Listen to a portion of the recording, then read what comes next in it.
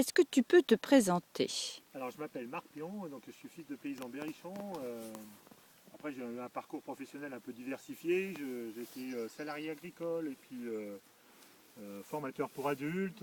Avec ma compagne, en fait, on s'est installé comme éleveur laitier. Et au départ, très conventionnel, je dirais même productiviste. C'est-à-dire qu'on utilisait, enfin, on avait des vaches à haut potentiel, on utilisait du maïs, du soja.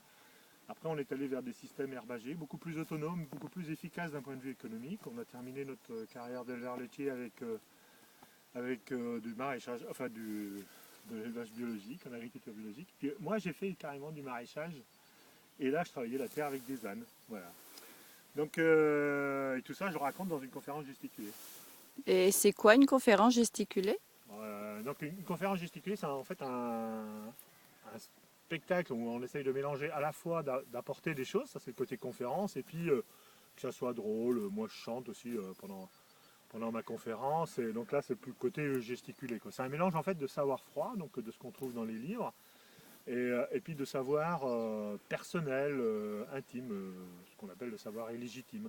Vous savez, l'air froid et l'air chaud, ça ne se mélange pas dans l'air comme ça, hein. Souvent, quand il y a beaucoup de différence entre l'air froid et l'air chaud, ça fait des frictions, ça fait des gros orages.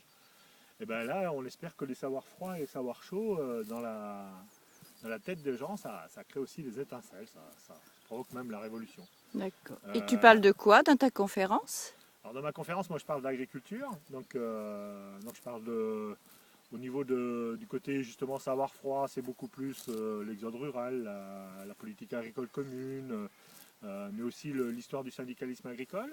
Et puis, par rapport au côté plus personnel, ben là je parle justement de notre évolution avec ma compagne, mais aussi de mon machisme, voire même de l'ego un peu surdimensionné que je peux avoir dans certains moments, quoi. Voilà. Et bien je parle aussi des gens qui ont participé à mon émancipation, à mon évolution. Donc je parle de Daniel, je parle de Bernard Lambert, de Bernard Friot, etc. Parce qu'on espère que ce soit aussi un acte de transformation de la société. C'est bien qu'en fait on met par exemple en place des ateliers d'éducation populaire après qui permettent aux gens qui sont intéressés par le sujet carrément de se mettre en action, quoi, de monter des actions concrètes, quoi, pour transformer la société, quoi, pour émanciper les gens en fait, quoi. Donc du coup, l'émancipation, ça concerne tous les sujets. Et alors, comment nous, on peut t'aider Et ben voilà, donc du coup il y a déjà une vidéo qui existe de ma conférence. Mais bon, elle est incomplète, elle a été faite par une copine comme ça directement.